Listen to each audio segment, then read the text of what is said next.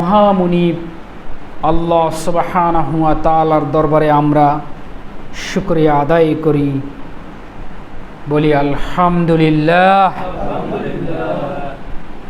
অতঃপর দরুদ এবং সালাত বর্ষিত হোক মানবতার মুক্তির দূত, সর্বশ্রেষ্ঠ এবং সর্বশেষ মহামানব, যার আদর্শে আদিষ্ঠিত হলে কিয়ামতের দিন কোনো ভয় নেই, ডর নেই, নির্দ্বিধায় আল্লাহ সুবহানাহু ওয়া তাআলা জান্নাত দান করবেন, বলে সুবহানাল্লাহ।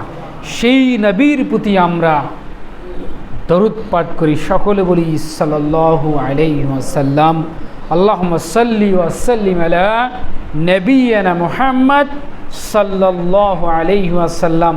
আল্লাহুম্মা সাল্লি আলা মুহাম্মদ ওয়া আলা আলি মুহাম্মদ কামা সাল্লাইতা আলা ইব্রাহিম ওয়া আলা আলি ইব্রাহিম ইন্নাকা হামিদুম মাজিদ। আল্লাহুম্মা বারিক আলা মুহাম্মদ ওয়া আলা আলি মুহাম্মদ কামা বারাকতা আলা ইব্রাহিম ওয়া আলা আলি ইব্রাহিম ইন্নাকা হামিদুম মাজিদ। আলোচ্য বিষয় ছিল পোশাকের বিবরণ সালাতরত অবস্থায়। সতরের মাসায় আলা ছিল আস-সাতর, মানে পোশাক পরিধান নামাজের ক্ষেত্রে কতটুকু পর্যন্ত জরুরি এবং সর্বোত্তম কতটুকু পরা যেতে পারে, এ বিষয়ে কিছু আলোচনা করেই খুব সংক্ষিপ্তভাবে আমি আলোচনা শেষ করে দেব ইনশাআল্লাহ। আমা তৌফিক ইল্লা বিল্লাহ, তাওয়াক্কালতু আলাইহি উনীব। আল্লাহ রাব্বুল আলামিন যেন সেই রাহমা, সেই দয়া তিনি দান করেন, আল্লাহুম্মা আমিন। সবাই সুস্থ আছেন? যারা সুস্থ নেই তারাও আলহামদুলিল্লাহ বলি। অসুস্থতাও আল্লাহর পক্ষ থেকে একটা নিয়ামত। সুস্থ আছি আলহামদুলিল্লাহ, অসুস্থ আলহামদুলিল্লাহ। আমাদের নিজের কোনো কর্তৃত্ব কিছুই নেই। কেন? কে দিয়ে থাকেন? সব কিছু আল্লাহ রাব্বুল আলামিন দিয়ে থাকেন। কথা বুঝতে পারছেন? আল্লাহ খুশি হয়ে যাবেন অসুস্থ অবস্থায় বান্দা আমার প্রশংসা করে। নেয়ামতের মানে অসুস্থতার একটা নেয়ামত রয়েছে। মাঝে মাঝে আমি বলি যে পায়ে একটা যদি ঘা হয়, একটা কাটা পর্যন্ত বিধে, এর ব্যথার কারণে আল্লাহ সুবহানাহু ওয়া তাআলা আপনার জীবনের অনেকগুলো গুনাহ খাতা আল্লাহ তাআলা মাফ করে দেন। তাহলে এটা এই অসুস্থতা নেয়ামত। জ্বর কোনো রোগ নয়, জ্বর হচ্ছে জাহান্নামের একটা তাপ। বিশ্বনবী সাল্লাল্লাহু আলাইহি ওয়াসাল্লাম তাই বলছেন। এই জ্বর, তোমার জ্বরকে গালি দিও না। আল্লাহ রাসূল বলছেন তোমার জ্বরকে গালি দিও না। যদিও জ্বরের মৌসুম চলছে, আর মৌসুমও হয়, মৌসুমেও হয়, যাই হোক, জ্বরকে গালি দিও না আল্লাহ নবী বলছেন, কারণ জ্বর মানুষের জীবনের গুনাহ খাতাকে মাফ করে দেয়। অর্থাৎ কোনো রোগকে গালি দিও না। তাহলে কি? শিফা দানের জন্য আল্লাহর কাছে প্রার্থনা করো, হে আল্লাহ তুমি আমাকে সুস্থতা দান করো, আমি অসুস্থতা বোধ করছি, এইভাবে বলবেন। আল্লাহ ভালোবেসে বিদায় হয়তো রোগ বালাই দিচ্ছেন। রোগ না হওয়ায় কোনো মানুষের রোগই হয় না, লক্ষণ ভালো না, ওর প্রতি আল্লাহর কোনো দয়া নেই। রোগ আল্লাহর দয়া, মানে এর মাধ্যমে আল্লাহ আপনাকে অসুস্থতার মাধ্যমে, কষ্টের মাধ্যমে তোমাকে মুক্ত করবে পাপ থেকে। আল্লাহ আপনাকে ভালোবেসে জান্নাত দিয়ে যাবেন এই বিদায়।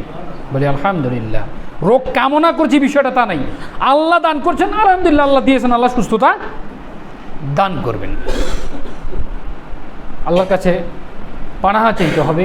লা ইউকাল্লিফুল্লাহু নাফসান ইল্লা উসআহা। এমন কোনো বিধান, এমন কোনো কষ্টদায়ক বিষয় তুমি আমাদের ওপর চাপাইও না প্রতিপালক, যেটা সহ্য করার ভার আমাদের নেই। কথাটা বুঝতে পারছেন? এমন কোনো রোগ আক্রান্ত আমাদেরকে করিও না যা ধরলে আমরা সহ্য করতে পারবো না, তখন আমরা কুফরি করে ফেলবো, হয় না? এত রোগ শুধু আমাকেই আল্লাহ দেখে, অন্যকে দেখতে পায় না, এটা কুফরি কথা। এই জন্য আল্লাহর কাছে দোয়া করতে হবে। আল্লাহর কাছে আরও দোয়া করবেন, আল্লাহুম্মা ইন্নী আউযু বিকা মিনাল কুফরি। হে আল্লাহ, আপনার নিকট আমি আশ্রয় প্রার্থনা করছি কুফরি থেকে। আমি যেন তোমার সঙ্গে কোনোদিন কি না করি, কুফরি না করি। ওয়াজাবিন মনে আসতেছে না। হে আল্লাহ, তুমি আরও আমাকে বাঁচাও দারিদ্রতা থেকে। ওয়াজাবিল কবর, এবং আরও আমাকে বাঁচান কবরের আযাব থেকে। এইভাবে দোয়া করতে হবে। যাই হোক, আলোচ্য বিষয় ছিল পোশাক। সালাতে কি পরিমাণ, কতটুকু পোশাক জরুরি, ইমার্জেন্সি, এটা লাগবেই, মাস্ট বি, এটা লাগবেই। এ কথা আল্লাহ সুবহানাহু ওয়া তাআলা বলেছেন কোরআন কারীমে সংক্ষিপ্তভাবে, তবে আল্লাহ রাসূল সাল্লাল্লাহু আলাইহি ওয়াসাল্লাম কি বলছেন। মাসআলা নাম্বার 64, খুতবা শোনেন, মনে আছে কিনা আমি জানি না। একটি কাপড় দিয়েও সালাত হয়ে যাবে। আন আবু হুরায়রা রাদিয়াল্লাহু তাআলা আনহু ক্বালা রাসূলুল্লাহি সাল্লাল্লাহু আলাইহি ওয়াসাল্লাম বলবেন, এই অভ্যাস কবেই যে গড়বো আমরা, আর কবেই যে আমল চালু করব আমরা বুঝতে পারছি না এখন পর্যন্ত। এমনভাবে গড়ে তুলতে হবে ইসলামের খুঁটিনাটি বিষয়গুলোকে। কোথাও আপনি গিয়েছেন, আপনার আদর্শ দেখে তারা আদর্শিত হবে, যেটা অমুক জায়গার আহলে হাদিসের লোক, এরা আমলিয়াতের ক্ষেত্রে সবসময় অগ্রগামী, দিন মানার ক্ষেত্রে তারা অগ্রগামী। যাই হোক, বলেছেন মুহাম্মদ সাল্লাল্লাহু আলাইহি ওয়াসাল্লাম কি বলছেন, লা ইউসাল্লিনা আহাদুকুম ফিস সাওবিল ওয়াহিদি লাইসা আলা আতিকাইহি মিনহু শাইউন, মুত্তাফাকুন আলাইহি, মিশকাত, বুখারী এবং মুসলিমের হাদিস। আল্লাহর নবী সাল্লাল্লাহু আলাইহি ওয়াসাল্লাম বলেছেন, তোমাদের কেউ এক কাপড়ে নামাজ পড়বে না যদি কাঁধ ঢাকা না থাকে। এক কাপড়ে সালাত হবে না যদি না কাঁধ ঢাকা না থাকে। এক কাপড়ে সালাত পড়ে যদি আপনার কাঁধ না ঢাকা যায়, তাহলে আপনার ওই কাপড়ে সালাত পড়া যাবে না। আর যদি কাঁধ ঢাকা যায়, ইহরামের কাপড় যেভাবে পরে, বা ঘাড়ে আপনি একটা চাদর দিয়েছেন সুন্দরভাবে, পুরুষ মানুষ যেভাবে চাদর পরে এইভাবে চাদর দিয়েছেন, চাদরটা কোনো ডিস্টার্ব দিচ্ছে না, কোনো সালাতের খুশু নষ্ট করছে না, সেই ক্ষেত্রে আপনাকে এক চাদর গায়ে দিয়েই সালাত পড়বেন। কাঁধ ঢাকা হচ্ছে শর্ত। কি শর্ত? কাঁধ ঢাকাতে হবে। বুখারীর হাদিস, আবু হুরায়রা থেকে বর্ণনা। মাসআলা নাম্বার 65, সালাতরত অবস্থায় মুখ ঢাকা যাবে না। অনেকেই মুখ ঢেকে সালাত আদায় করে, নারী হোক পুরুষ হোক, মুখ ঢেকে সালাত আদায় করা চলবে না। নারীরাও করতে পারবে না, যতবারই পর্দাশীল হোক না কেন, সালাতরত অবস্থায় মুখমণ্ডলটুকু বের করে সালাত আদায় করতে হবে। এটা আল্লাহর নবী সাল্লাল্লাহু আলাইহি ওয়াসাল্লাম আদেশ করেছেন। বিগত সময়ে করোনা যখন চলে গিয়েছে, অনেকেই মাসালা নিয়ে ঠেলাঠেলি। এক মুহাদ্দিস বলছেন মাসালা যে মাস্ক দিয়ে সালাত হবে এই কারণে, অসুবিধার কারণে। আরেকজন বলছে মাস্ক পরে সালাত হবে না। এভাবে হয়ে গেছে, যা গোটা বিগত চলে গেছে। মাসালা দুই রকম, যারা পড়েছে, যারা পড়েনি তারা উত্তম কাজ করেছে। কথা বুঝতে পারেননি? 17 থেকে 20-21 পর্যন্ত সম্ভবত এই করোনার একটা 2 বছরের একটা কঠিনতম সময়, পিটাপিটি দৌড়াদৌড়ির উপর গিয়েছে। এমনি তো একটা আতঙ্কের উপর মানুষ ছিল। যাই হোক, মুখ ঢেকে সালাত আদায় করতে আল্লাহ নবী নিষেধ করেছেন। মাসআলা নাম্বার 66, নামাজের অবস্থায়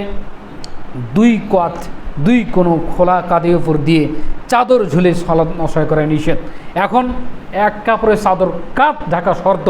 আবার অন্য এক বর্ণনায় বলা হচ্ছে যে চাদর ঝুলে সালাত আদায় করা নিষেধ। এটা আল্লাহর নবী বলছেন। এটাকে আরবিতে সাদল বলা হয়। কি বলা হয়? সাদল বলা হয়।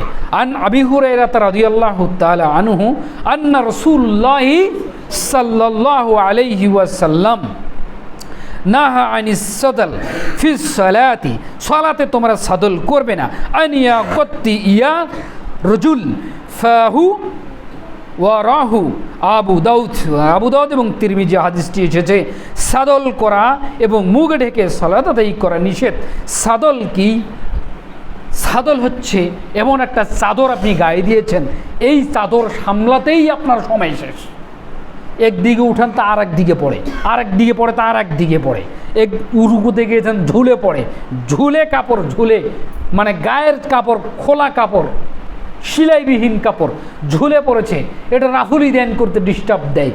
আপনি রুকুতে গিয়েছেন, কাপড় পড়ে যাচ্ছে, আপনাকে এটাকে ধরতে হবে। আবার দেখছেন আপনি সিজদাতে গেছেন, দেখছেন মাথার উপরে ঢেকে যাচ্ছে, পড়ে যেয়ে, এটাকে সাদল বলা হয়। এভাবে সালাত আদায় করায় আল্লাহর নবী নিষেধ করেছেন। তাহলে কার ঢাকা যে শর্ত, এমন পোশাক আপনি দেন, এমন চাদর দেন যেটা আপনার ঠিক থাকবে, ডিস্টার্ব হবে না, এই মন দেন। এমন বড় কাপড় নয়, এটা দিয়ে সালাত আদায় করা নিষেধ। হানাফিদের মধ্যে ইখতিলাফ হয়েছে, আহলে হাদিসদের ভিতর কোনো ইখতিলাফ নেই, হাদিসের ওপর আমল করেন না আহলুল হাদিসগণ।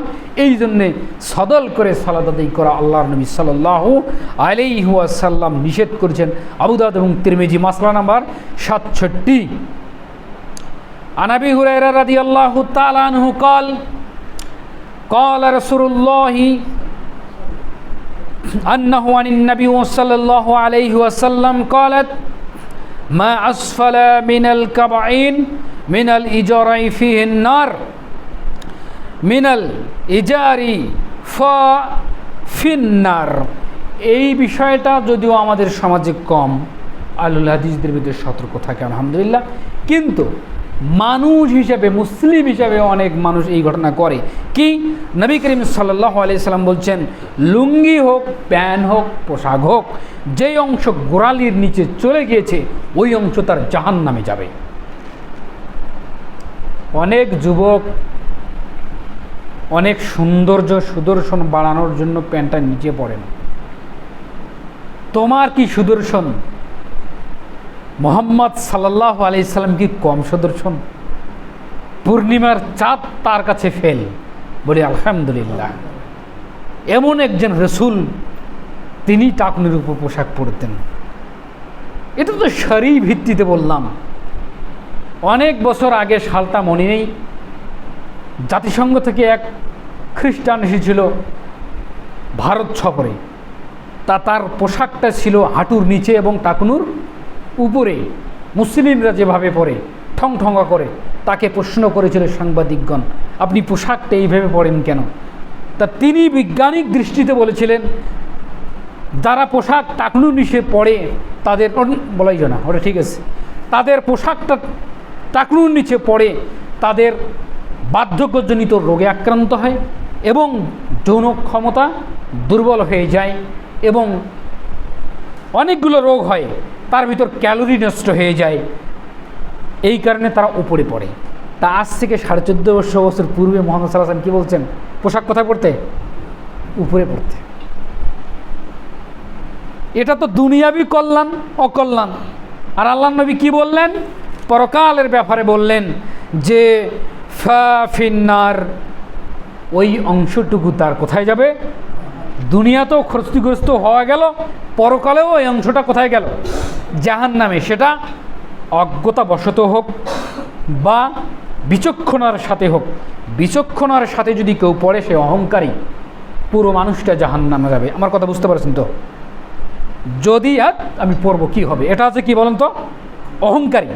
এ কারণে সে শুধু তার পায়ের টাকুনু জাহান্নামে যাবে বিষয়টা না। কেন? শরঈ বিধান তার কাছে পৌঁছে গিয়েছে। এরপর হটকারিতা জেদ কি হবে দেখা যাবে। তাহলে গোটা মানুষটাতে জাহান্নামে যাবে। আর অজ্ঞতাবশত যদি পড়ে, তাহলে তার পায়ের নিচের অংশটুকু জাহান্নামে যাবে। কারণ তুমি পুরুষ মানুষ, তোমাকে টাকনুর উপর পোশাক পরতে হবে। তোমার পোশাক কেন ওই ধুলা সাঁটে? এটা কি? তুমি কি মহিলা? নারীদের ব্যাপারে বলা হয়েছে যে পায়ের গোড়ালি থেকে একটা করে ঝুলে যাবে, মানে ধুলা ভরুকের কি ভরে ভরুক। এটা হচ্ছে নারীদের ব্যাপারে।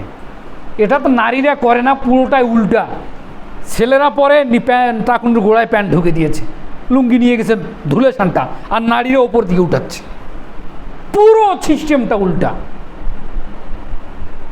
আহা, কিয়ামতের লক্ষণগুলো, মানে কিয়ামতের যে আমল আখলাকগুলো এত দ্রুত গতিতে আমরা দেখতে পাবো, এটা আমরা ভাবতে পারিনি। আর বেশি দিনের কথা না তো, আপনি 20টি বছর খালি পিছনে যান, 20 থেকে 25টি বছর। আত্মীয়র বাড়ি বের হলে ভ্যানের উপরে একটা চাটাইয়ের টোপর থাকতো, রিস্কায় একটা আগে কাপড় থাকতো। কি গরিব আর কি ধনী ছিল না, যারা মুরব্বী আছেন তারা বলতে পারবেন। সব উঠে গেল। গরুর গাড়ি টোপর আছে, 2 দিকে কাপড় ঝুলা। আমি তো নিজে গিয়েছি এগুলো বিয়ে বাড়িতে। আজকের অবস্থা পরিস্থিতি আপনি দেখেন, মেয়েদের অবস্থা কি জিনিস, আপনি পিতা শাসন করতে পারবেন না। মানে 71-এর স্বাধীনতাকে আপনি পোশাকের স্বাধীনতা নিয়ে গিয়েছেন। ঘটনা তো এরকম হয়ে গেছে। আপনার জাহান্নাম তো অলরেডি আমরা চলেই গিয়েছি 2টি কারণে। এক, দায়ুজের কারণে, আল্লাযী ইউকাররিফু আলিল খাবাস, ছেলেমেয়েদেরকে আমরা কন্ট্রোলে, নিবিষ্টিক আলতাসন যা কিছু ব্যবহার করলো করে পথ চলছে, কোনো পুরুষের কাছে চলে গেল, পুরুষ বুঝতে পারলো একজন নারী গেল। আল্লাহর নবী বলছেন ও ব্যভিচারিণী, ও ব্যভিচারিণী, ও পতিতার নারী, ও পতিতার রানী। কয়বার বলেছে কথাটা বলেন তো? 3 বার বলেছেন। ও এখনো কারো বিছানায় ঘুমায়নি, অথচ নারীটা এখন ব্যভিচারিণী, নারীটা পতিতার নারী। কে বলছেন? মুহাম্মদ সাল্লাল্লাহু আলাইহি সাল্লাম বলছেন। আমি হাদিস পেশ করছি। আর বাপ বেঁচে আছেন এখন পর্যন্ত আমার এটাই মাথা করে না, যুবতী মেয়ে পিটানো যাবে না। এ দলিল আপনি পেলেন কোথায় যে যুবতী মেয়েকে পিটানো যাবে না? পৃথিবীর সবচেয়ে উঁচু মানের নারী হচ্ছেন ফাতেমা, তৎকালীন আমলে সবচেয়ে বড় মানুষের মেয়ে। বলেন তো কে সবচেয়ে বড় মানুষ? মুহাম্মদ সাল্লাল্লাহু আলাইহি সাল্লাম। সবচেয়ে বড় মানুষ, সবচেয়ে দামি নারীকে, এবং সবচেয়ে দামি নারী মা আয়েশা সিদ্দিকা রাদিয়াল্লাহু তাআলা আনহু, তৎকালীন আমলের। আর সবচেয়ে দামি পুরুষ মুহাম্মদ সাল্লাল্লাহু আলাইহি সাল্লাম। আর সবচেয়ে ভদ্র মানুষ হচ্ছেন আবু বকর। আবু বকর হচ্ছেন মা আয়েশা সিদ্দিকার পিতা। একটা গলার হার হারিয়ে গেছে, মুনাফিকরা বলছেন যে আয়েশা ব্যভিচারিণী, মানে একটা খারাপ অপবাদ দিয়েছেন, গুপগাপ চলছে। আর আল্লাহ রসুল বসা, আল্লাহ রসুলের উরুর উপর না, আয়েশা সিদ্দিকা রাদিয়াল্লাহু তাআলা আনহু মাথাটা, মানে আল্লাহর নবীর মাথাটা মা আয়েশা সিদ্দিকার উরুর উপরে দেয়া। মা আয়েশা সিদ্দিকার উরুর উপরে আল্লাহ রসুলের মাথাটা দেয়া বসে আছে। আর আবু বকর যা মুঠ বেঁধে তার কোমরে এমন একটা কিল দিয়েছে, ওই কিলের চোটে আল্লাহ রসুলের মাথাটা মাটিতে চলে গিয়েছে। একটা হাড় কন্ট্রোল করতে পারে না শরীরের। চতুর্দিকে বলা বলি হচ্ছে আয়েশা খারাপ, আয়েশা খারাপ। গুজবে কান দিয়েন না, মানুষ বলে কিছু না কিছু রটে, না হলে কি ঘটে। এই কথা কিন্তু ডাহা মিথ্যা কথা। সারা পৃথিবী একদিকে, মুহাম্মদ সাল্লাল্লাহু আলাইহি সাল্লাম একদিকে। কি বলছে? তৎকালীন সারা পৃথিবীর লোক বলছে মোহাম্মদ জাদুকর, মোহাম্মদ জাদুকর। কিছু না কিছু ঘটে, না হলে কিছু রটে। তাহলে কি মোহাম্মদ জাদুকরের কথা বিশ্বাস করবেন? এই কথাটাই কুফরি কথা। বাস্তব কথা হচ্ছে আপনাকে উদ্ঘাটন করে কথাটাকে প্রমাণ করতে হবে, ওই স্রোতে গা ভাসালে হবে না।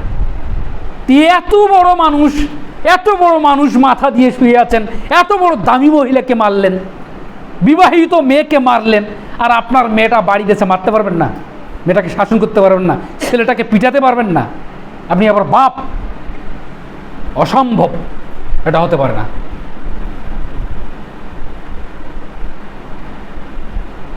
এখান থেকে ফিরে আসতে হবে। কেন ফিরে আসতে হবে জানেন? আপনাকে জাহান্নাম থেকে বাঁচতে হবে অন্তত। আপনি এই জন্য আসবেন, এটা আল্লাহ ভীতি অর্জন করতে হবে। এই মাইন্ডটা যে দিবেন আল্লাহর সন্তুষ্টির জন্য, আমি আমার সন্তানকে কন্ট্রোল করার জন্য। আপনার সন্তানটা ব্রাজিল, আর্জেন্টিনা, কোথাকার পোশাক গেঞ্জি গায়ে দিয়ে বেড়েছেন, কোনোদিন গেঞ্জিটা আপনি চুলায় ঢুকিয়ে দিয়েছেন? আপনি বেঁচে আছেন এখনো, মানে পাগলও তো, বা আপনার অনেক পিতা আছে আদৌ সাদৌ পাগল, এগুলো তো সন্তান জন্ম দিতে পারে। ওদের মাঝে আর আমার মাঝে, আপনার মাঝে পার্থক্য কি? এটা হলো কেন? প্যান্ট বাজার থেকে নিয়ে এসেছে, আপনি প্যান্টটা কেটে দেন নিয়ে কোনো, মানে এটা দিতে হবে, কারণ আপনাকে বাঁচতে হবে। যে কু আনফুসাকুম ওয়া আহলিকুম নার, আল্লাহ বলছি ইয়া আইয়ুহাল্লাযীনা আমানু কু আনফুসাকুম, তুমি বাঁচো, তোমার আহাল পরিবারকে বাঁচাও। তুমি নিজে বাঁচলে তোমার আহাল পরিবারকেও বাঁচাও। পোশাকের ক্ষেত্রে খুব সাবধান, পোশাক খুব দামি ব্যাপার। এই পোশাকে মানুষকে জান্নাতে নিয়ে যাবে, এই পোশাকে জাহান্নামে নিয়ে যাবে। আপনার পোশাকটা যদি হয় বেধর্মীর আইডিওলজি, আপনি জাহান্নামে যাবেন। প্রত্যেকটা বিষয়ে মুহাম্মদ সাল্লাল্লাহু আলাইহি ওয়াসাল্লাম সবসময়ের জন্য বেধর্মীদের বিরোধিতা করতেন। তারা টাইট পোশাক, আপনি ঢিল পোশাক। তারা শর্ট পোশাক, আপনি লং পোশাক। তারা টাকনুর নিচে পড়বে, আপনি উপরে পড়বেন। তারা মোষ বড় করবে, আমরা খাটো করব। তারা দাড়ি চেঁচবে, আমরা ছেড়ে দিব। মানে বেধর্মীর উল্টাটা করতে হবে, গোটা শরীয়তের নিয়ম কানুন মানতে হবে, তাহলে হবে আল্লাহর সন্তুষ্টির জন্য আপনার চলাফেরা। আর যদি কন চলছি তো, তাহলে প্রবৃত্তির অনুসরণ করেছেন, আল্লাহর বিধানের অনুসরণ করেননি, কথা অনেক দূর চলে গিয়েছি। মাসলা নাম্বার 68, মাথায় চাদর বা মোটা ওড়না রাখলে মহিলাদের নামাজ হয় না। আন আয়েশা রাদিয়াল্লাহু তাআলা আনহা, যে আয়েশার কথা বললাম, সেই আয়েশা বর্ণনা করছেন যে আন্না রাসূলুল্লাহ সাল্লাল্লাহু আলাইহি ওয়াসাল্লাম লা তুকবালু সালাতুন হাইদিন ইল্লা বিখিমারিন। রাসূল সাল্লাল্লাহু আলাইহি ওয়াসাল্লাম বলেছেন, যুবতী বা প্রাপ্তবয়স্ক মহিলার নামাজ ওড়না ব্যতীত হয় না। মানে একটা মেয়ে মানুষ, মহিলা মানুষ বয়স্কপ্রাপ্তর দিকে যখন চলে গিয়েছে, বুঝতে পারবেন যে এখন তার যৌবনের পদার্পণ, তখন তাকে পূর্ণ ওড়না দিয়ে, পূর্ণ চাদর দিয়ে, পূর্ণভাবে ঢেকে সালাত আদায় করতে হবে। অনেক নারী সালাত আদায় করে, বরখা পরে, সবই পরে, মুখ খোলাও আছে, সব ঠিক আছে, পায়ের পাতা কিন্তু বের হয়ে আছে, সালাত হবে না। তাহলে পায়ের পাতা বের করে সালাত হবে না, একমত আলেমদের, হাদিস স্পষ্ট বলেই দিলাম। তাহলে কি করতে হবে? নিচের পোশাক ঢাকতে হবে, মানে নিচের জন্য 1 ফিট জায়গা কাপড় ঢেকে নিয়ে নেয়। পায়ের পাতা, মুখ খোলার কথা মুহাম্মদ সাল্লাল্লাহু আলাইহি ওয়াসাল্লাম বলেছেন, পা খোলার কথা বলেননি, পা ঢাকার কথা বলছেন। অন্ধকার ঘরে সালাত আদায় করলেও আপনাকে পা ঢাকতে হবে। এই মেসেজটা, এই বার্তাটা আপনাকে প্রতিটা নারীর কাছে পৌঁছাতে হবে। এটা আপনাদের দায়িত্ব। আপনার বাড়িতে স্ত্রী আছে, মেয়ে আছে, ছেলের বউ আছে, বোন আছে, সবাইকে পৌঁছাতে হবে। এই সালাত আদায় করতে হলে এই পোশাক, ঢিল ঢাল পোশাক থাকবে, মুখ বের কথা হবে, হিজাব থাকবে, মুখটা শুধু বার করে থাকবে, এবং নিচের পায়ের নিচের যে পোশাক অন্তত 1 ফিট জায়গা মাটি ঘেরাও করে নেবে, মানে তার পায়ের কোনো অংশ দেখা যাবে না। কথা বুঝতে পারছেন? তারপর এই পর্যন্ত আলোচনা থাক। পোশাকের ব্যাপারে আরও, পোশাক সুন্দর, সুদর্শন হওয়া অতীব উত্তম, সামর্থ্য অনুযায়ী। সামর্থ্য যতটুকু আছে এর নিচে আসতে পারবেন না, সামর্থ্য যা আছে এর বাহিরে যে অহংকারী করতে পারবেন না। ইন্নাল্লাহ তৈয়ব লা ইকবালা ইল্লা তৈয়বা, নিশ্চয়ই আল্লাহ সুন্দর, আল্লাহ পবিত্র, আল্লাহ পবিত্রকে ভালোবাসেন। পোশাক পবিত্র হতে হবে, হালাল হতে হবে, সুদর্শন হতে হবে। এই কথা বলতে গিয়ে আল্লাহ নবী সাল্লাল্লাহু আলাইহি ওয়াসাল্লামকে প্রশ্ন করেছেন, আল্লাহ রাসূল, আমি তো পোশাক পরি সুদর্শন, এটাও কি আমার অহংকার? আল্লাহর নবী বলছেন, নিশ্চয়ই আল্লাহ সুন্দর, আল্লাহ সুন্দরকে ভালোবাসেন। পোশাক সুন্দর নয়, জুতা সুন্দর করলে অহংকারী হয় না, পোশাক সুন্দর করলে অহংকারী হয় না। অহংকারী হয় অপচয়ে, অহংকারী হয় তার চলাফেরায়, দাম্ভিকতার মাধ্যমে অহংকারী প্রকাশ পায়। সুন্দর পাঞ্জাবি পরে বসি বলেই যে অহংকার হবে বিষয়টা নয়। কেমন কেমন লাগে, সুন্দর পরলে ভালো লাগে, এটার নাম অহংকার নয়। পোশাক পরলে সবাইকে ভালো লাগবে।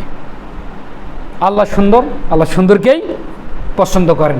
মসজিদে আসছেন যেই পোশাকটা পরে, এই পোশাকটা পরে যদি আপনি প্রতিটি স্থানে যেতে পারেন, আত্মীয় স্বজন, শহর বন্দর, তাহলে আপনার এই পোশাক ঠিক আছে। আর যদি এই পোশাক পরে যেতে না পারেন, তাহলে এই পোশাক আপনার মসজিদে আসা ঠিক হয়নি। সালাত হবে না বিষয়টা আমি তা বলছি না, ঠিক হয়নি। কারণ বাড়িতে সবচেয়ে উত্তম পোশাকটা পরে আপনি মসজিদে আসছেন একটা পোশাক যেমন তেমন করে হবে না। যাই হোক, সামনে আলোচনা হবে জুমার মসজিদে নামাজের স্থানের মাসালা। মসজিদেই আসতে হবে এবং মসজিদে নির্দিষ্ট কিছু স্থান কিছু কিছু মুসল্লি করে নেয়, এই বিষয়গুলোর উপরে আমরা আলোচনা করব ইনশাআল্লাহ। আল্লাহ সুবহানাহু ওয়া তাআলা যেন কবুল করেন। সকলে বলে আল্লাহুম্মা আমিন। যত